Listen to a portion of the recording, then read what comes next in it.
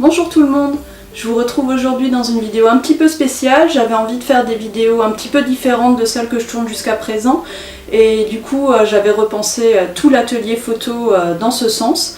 D'ailleurs si ça vous intéresse que je vous parle un petit peu du matériel que j'utilise, de comment je me suis installée, etc. N'hésitez pas à me le dire dans les commentaires, puis je vous ferai faire un petit tour du propriétaire pour vous montrer tout ça.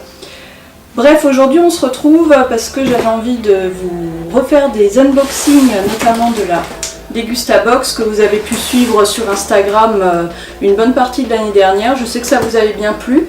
Alors j'avais envie de faire un nouveau format pour ce unboxing en le faisant sur YouTube avec quelque chose d'un petit peu plus complet où vous pourrez me dire quels ingrédients vous aimeriez que j'utilise dans les prochaines recettes, et puis je vous ferai un retour de mois en mois avec la box suivante, un retour sur les produits que j'ai plus aimés, ceux que j'ai utilisés rapidement, ceux que j'ai un petit peu moins appréciés, etc.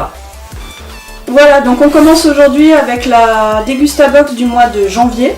Je ne l'ai pas encore ouverte, on va faire ça ensemble.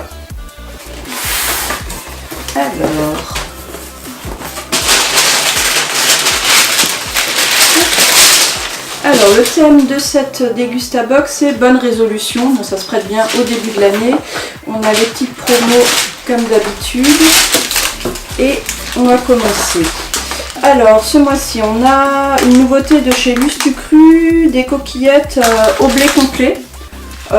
C'est pas mal, j'utilise de plus en plus des aliments complets, pain complet, riz complet, etc. parce que c'est quand même bien meilleur pour la santé et pour notre indice glycémique, il y a un indice glycémique plus bas donc c'est beaucoup plus intéressant. Ça je pense que je vais tester assez rapidement.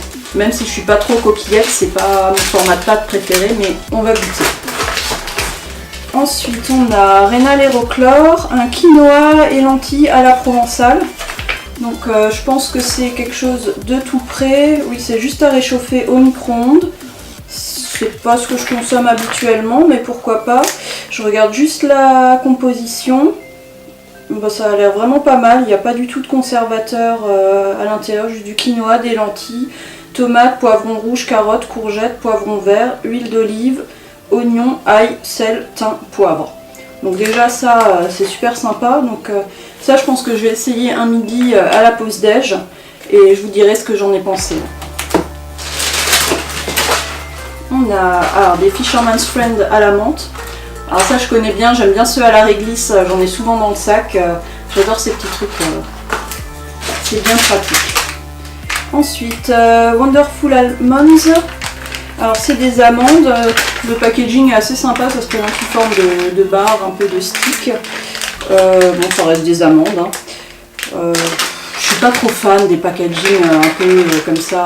Bon, je pense que c'est pratique à emmener dans le sac, ça fait juste une dose, c'est quoi, c'est 42 grammes. Voilà, on va dire pour avoir dans le sac en cas de fringale, ça peut être sympa. Après moi les sur-emballages et les tout petits emballages comme ça, c'est pas mon truc vraiment. Continuons. Qu'est-ce qu'on a Ampawa, lait de coco. Alors ça c'est un grand classique si dans ma cuisine, si vous suivez mes recettes, je suis assez fan de tout ce qui est recettes asiatiques et même dans les recettes pas asiatiques, j'ai tendance à mettre du lait de coco par exemple dans mes soupes, soupes de courge notamment, c'est super bon. Celui-ci je le connais pas du tout. Bon, il y a pas mal de stabilisants, antioxydants et choses comme ça dedans. À voir, je testerai ça et je vous dirai.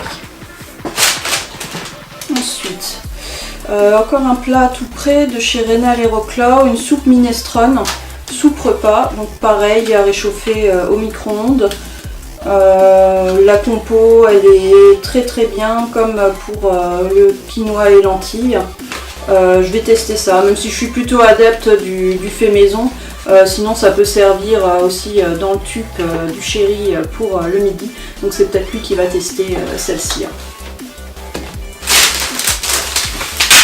Ensuite on a un petit bocal.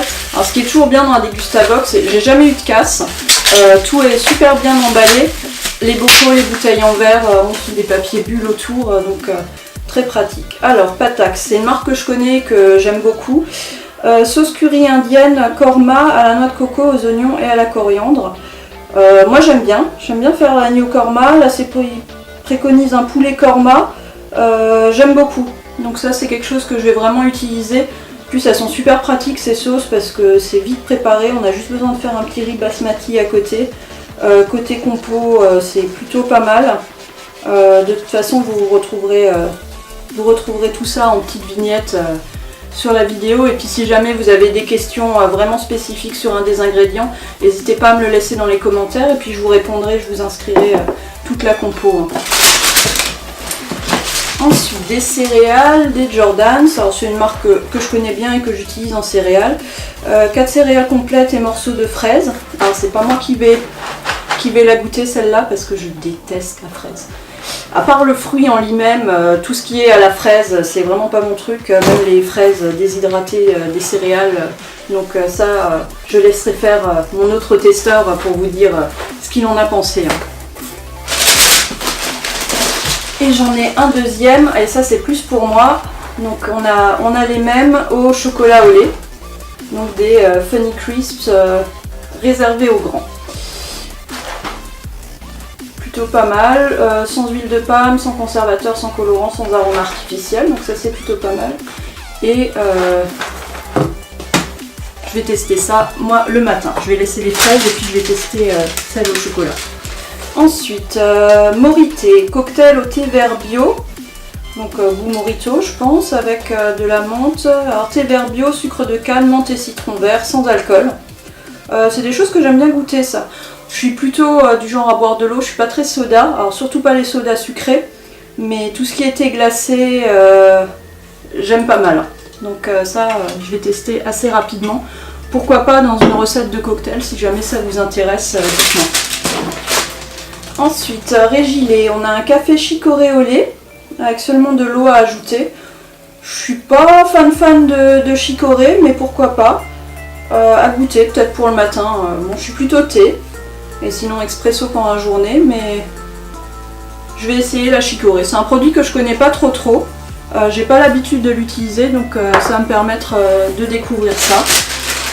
Et enfin, le dernier produit, Carcadella. Ça aussi c'est une marque que je connais bien. J'aime beaucoup leurs madeleines et leurs cakes. Là on a des madeleines cœur abricot.